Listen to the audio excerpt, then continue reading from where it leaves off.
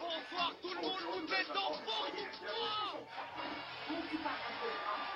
Magnifique, écoutez, très heureux d'être ici. Je sais que la majorité d'entre vous, vous me connaissez pas, ok? Je m'appelle Roman, j'ai 24 ans. Et souvent quand je dis mon âge, les gens ils me disent putain, t'as de la chance, t'es jeune. Et je te jure, je suis pas d'accord. J'ai tellement hâte d'avoir 80 ans. Parce que quand t'as 80 ans, tu peux tout faire. Tout. On va rien te dire, tu peux tout faire. Moi, si demain il y a un monsieur de 80 ans, il vient me voir, il me dit nique ta mère. Je lui dis, mais bonne soirée, monsieur. Vous voulez que je porte un sac? Tu peux tout faire. Je pense qu'à ça. Là, en ce moment, je suis en train d'organiser l'anniversaire de mes 80 ans dans ma tête. Écoute là où j'en suis. Je vais engager une comédienne de genre 20 ans. Et on va jouer comme si on était en couple. Et on va aller dans un restaurant où il y a plein de gens. Et c'est sûr, les gens, ils vont commencer à parler. Ils vont être là comme ça. Oh, regarde. C'est dégueulasse. Elle est avec lui juste pour l'argent. C'est dégueulasse. Dès que tout le monde s'est mis d'accord pour nous juger, je veux qu'elle se lève, qu'elle pète un câble et qu'elle me dise mais tous les jours tu me demandes de l'argent, Romain. Je vais finir par croire que c'est pour ça que t'es avec moi en fait. Et moi je vais me lever avec mon vieux corps et je vais lui dire mais c'est pour faire du shopping. J'ai très très hâte, je te jure il va se passer un truc dans cette histoire. J'ai d'autres idées, j'en ai une, je pense que je vais la faire à 70 ans parce que celle-là je suis particulièrement pressé. Écoute l'idée. Je vais aller à la boulangerie et je vais commander des huîtres. Et c'est sûr, la boulangère, elle va me dire, mais on n'a pas de huîtres. Et je vais lui répondre super méprisant. Je vais lui dire, mais t'es sérieux? Une boulangerie qui a pas d'huîtres. Il y a marqué boulangerie. Et vous avez pas d'huîtres. Ah, ça a changé.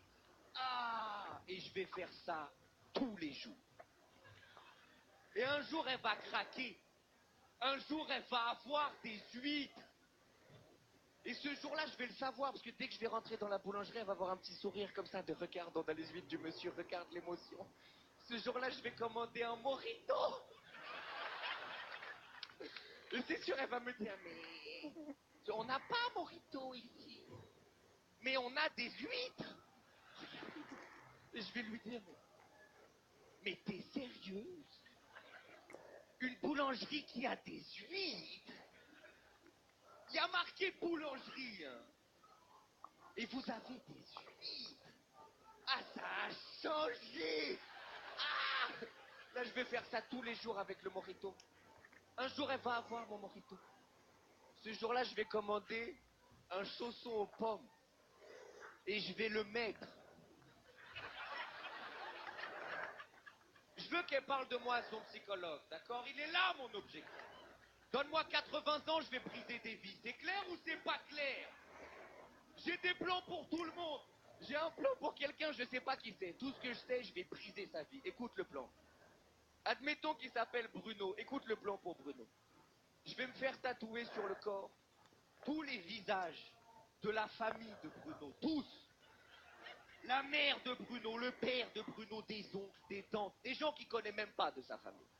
Je vais attendre que toute la famille elle se réunisse, genre à l'anniversaire de Bruno. Je vais rentrer par effraction dans la maison. Je vais me mettre tout nu. Et je vais les regarder. Et à un moment donné, ils vont se reconnaître. Tatoués sur moi, avec aucune idée de qui je suis. Ils vont être là, mais mamie, c'est toi sous les tétons de cet inconnu chez nous. Là, je vais me mettre à pleurer. Je vais dire maintenant, Bruno, explique-leur. Et je vais m'en aller.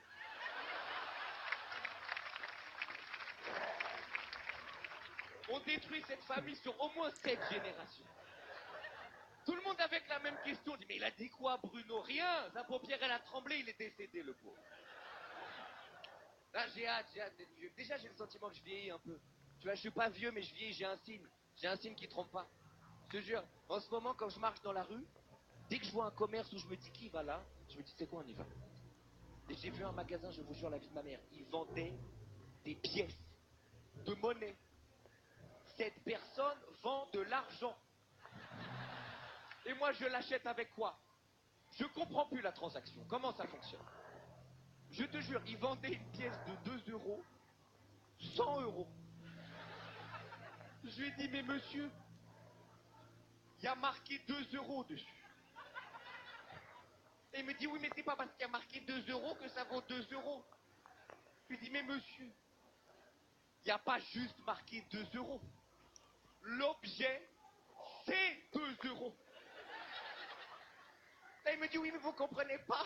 C'est l'offre et la demande. Il me dit, cette pièce, elle est rare, elle vaut cher, donc il y a beaucoup de gens qui la veulent.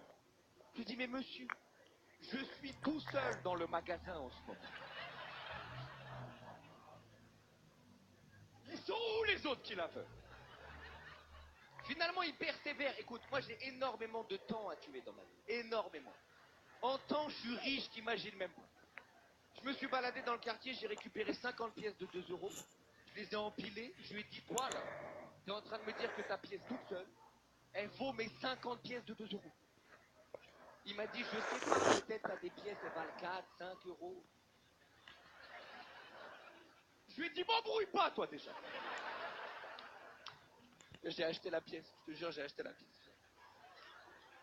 Mais je pense que je l'ai niqué, je pense que je l'ai niqué. Je pense que je l'ai niqué, parce que j'ai acheté la pièce 100 euros et il m'a rendu 2 euros.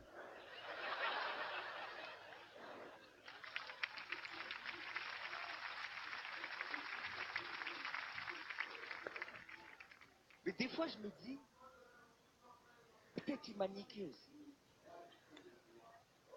En fait, je sais pas, est-ce que j'ai acheté une pièce de 2 euros à 100 euros ou est-ce que j'ai rien acheté pour 98 euros? Merci tout le monde, je vous souhaite une excellente fin de soirée. Merci infiniment.